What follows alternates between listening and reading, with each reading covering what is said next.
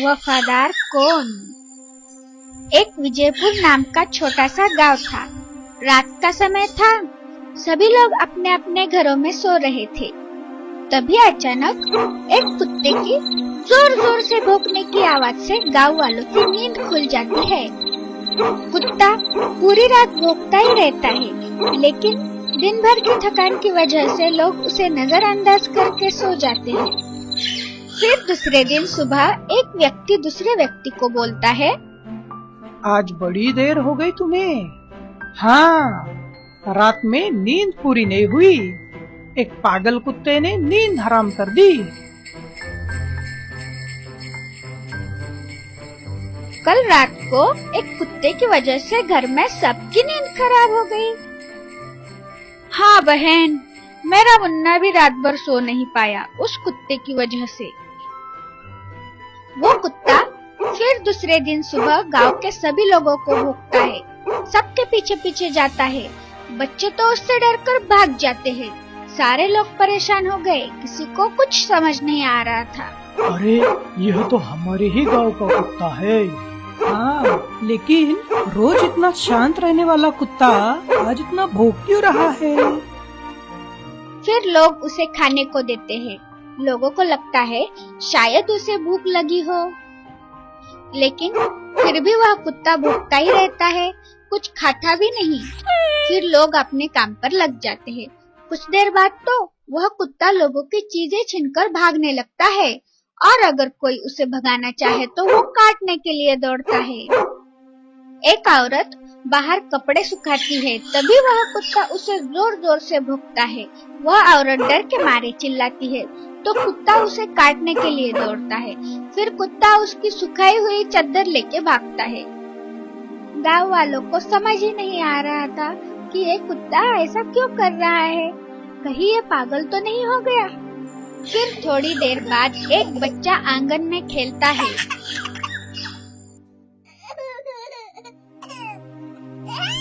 तो तभी कुत्ता आकर उसकी दूध की बोतल लेकर भाग जाता है। बच्चा डर के मारे जोर से रोने लगता है। तभी उसकी माँ घबराते हुए आती है और जाकर गांव के सरपंच जी को सारी बात बताती है। सभी लोग बोलते हैं, ये कुत्ता पागल हो गया है, काटने की कोशिश कर रहा है, चीजें लेकर भाग रहा है। सभी लोग जाकर सरपंच जी से बोलते हैं, वह कुत्ता पागल हो गया है सरपंच जी, उसकी वजह से गांव के लोगों को और छोटे बच्चों को खतरा है, उसे मार देना चाहिए। अगर सबको उस कुत्ते से खतरा है, तो गांव की भलाई इसी में है कि उस कुत्ते को गांव के बाहर भगा दिया जाए। और सरपंच जी गांव के लोगों को आदेश देते हैं, जहाँ भी वह कुत्ता दिखे उसे गांव के बाहर भगा दिया जाए। सब लोग कहते हैं, जी हाँ ठीक है सरपंच जी। तभी वह कुत्ता वहाँ पर आके जोर जोर से भौंकने लगता है। गांव के कुछ लोग कुत्ते के पीछे लाठी लेकर भागते हैं।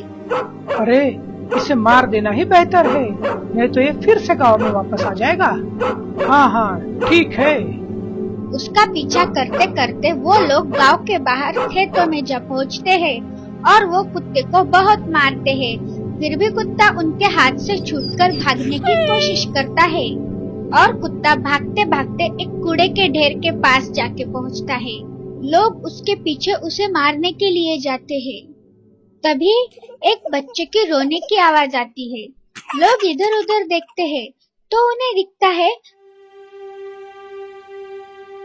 कूड़े के ढेर के पास एक छोटा सा बच्चा है और कुत्ता उसे बोतल से दूध पिलाने की कोशिश कर रहा है।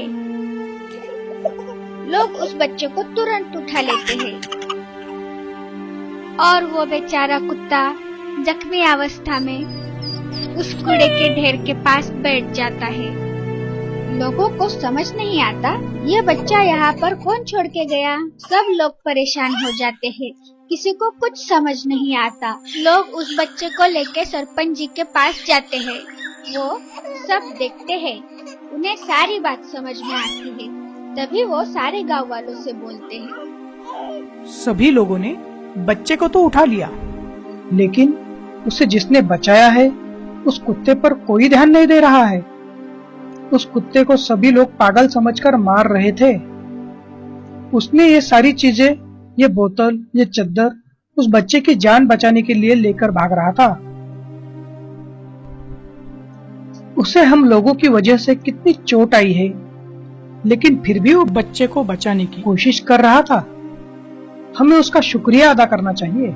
किसी भी बात की परवाह न करते हुए उसने इस नन्हे बच्चे की जान बचाई और वह सभी लोगों को यही बात बताने की कोशिश कर रहा था, लेकिन किसी ने उस पर ध्यान ही नहीं दिया।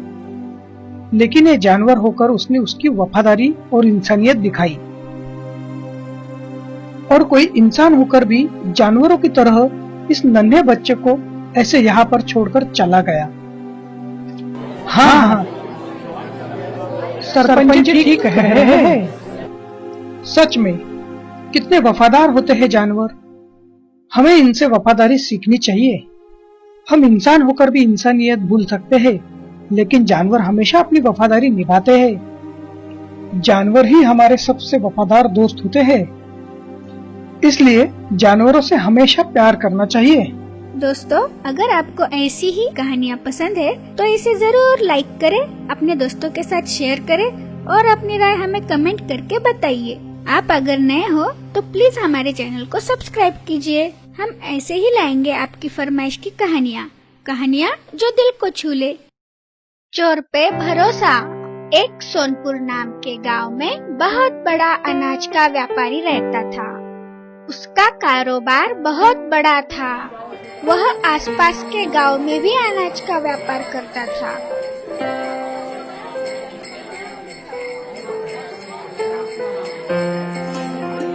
सोनपुर में भी उसकी अनाज की दुकान थी।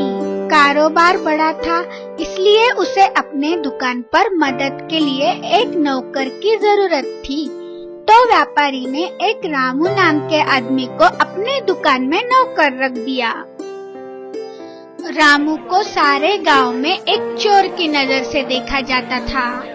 गांव वालों को जब पता चला कि व्यापारी ने रामू को नौकर रख लिया है, तो गांव वाले व्यापारी से जाकर बोले, अरे ये रामू तो चोर है, ये लोगों के घरों में चोरियां करता है। सेठ जी, अगर आप इसे अपने दुकान में काम पे रखोगे तो वह चोर आपकी दुकान से सारा अनाज चुरा लेगा। सेठ जी ने गांव वालों की सारी बातें सुन ली, फिर भी रामू को काम पर रख लिया और रामू अब उनके दुकान पर उनकी कामों में मदद करने लगा। ऐसा ही कुछ दिन चलता रहा और एक दिन व्यापारी को व्यापार के सिलसिले में कुछ दिनों के लिए दूसरे गांव जाने की जरूरत पड़ गई। फिर व्यापारी ने अपनी दुकान रामू के भरोसे सौंप कर जाने का निश्चय किया और वो रामू से बोला, रामू, जब तक मैं गांव से वापस नहीं आता, मैं सारी दुकान तुम्हारे भरोसे सौंप कर जा रहा हूँ। मेरे आने तक दुकान ठीक से संभालना। यह बात सुनते ही रामू के मन में लालच आ जाता है। वह तभी सोच लेता है, जब सेठ जी गांव जाएंगे तो मैं सारा अनाज चुरा कर भाग जाऊंगा, क्योंकि था तो आखिरकार वो चोर ही ना। जैसे ही ये बात व्यापारी की पत्नी को पता चलती है, वह दुकान में दौड़ते हुए आती है और व्यापारी से बोलती है, आप ये क्या कर रहे हैं? इतनी बड़ी दुकान हम इस चोर के भरोसे छोड़कर कैसे जा सकते हैं? ये तो सारा अनाज चुरा कर भाग जाएगा। उनकी बातें रामू चुपके से सुन रहा होता है। तभी व्यापारी बोलता है, अरे भगवान, रामू ऐसा नहीं करेगा। अगर उसे चोरी करनी होती तो आज तक वो कर चुका होता, लेकिन वो तो बहुत मेहनती है, दुकान में मेरी बहुत मदद करता है। मुझे उस पर पूरा भरोसा है। हमारे आने तक वह दुकान बहुत अच्छी तरह से संभाल लेगा, देख लेना तुम। अब तो भगवान ही जाने हमारे आने तक क्या होगा। व्यापारी की बातें सुनकर रामू की आंखें भर आती है, क्योंकि उसने आज तक खुद के बारे में इतनी अच्छी बातें नहीं सुनी थी।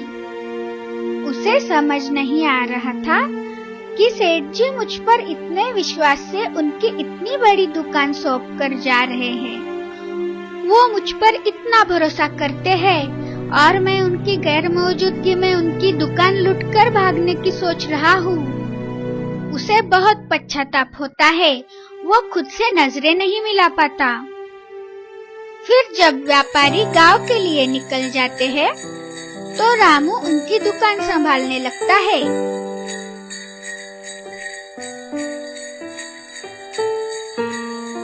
उसके मन में चोरी करने का विचार तो आता है।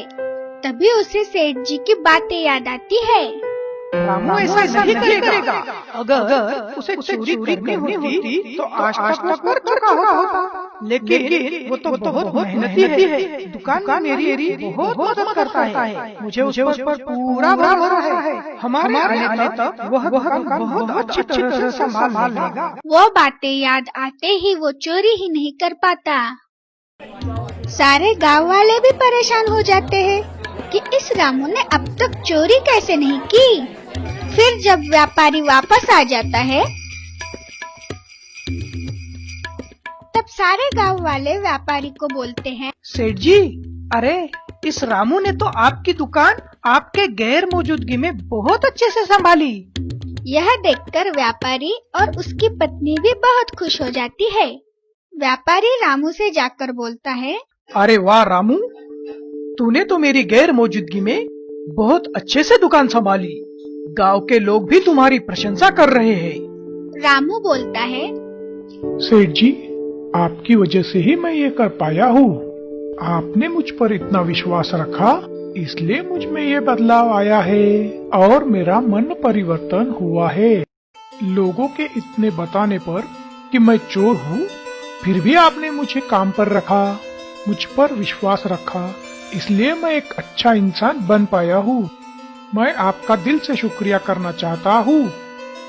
आपकी वजह से मैं लोगों की नजरों में अच्छा बन पाया हूँ। रामू, दुनिया में दो तरह के लोग होते हैं, एक अच्छे और एक बुरे।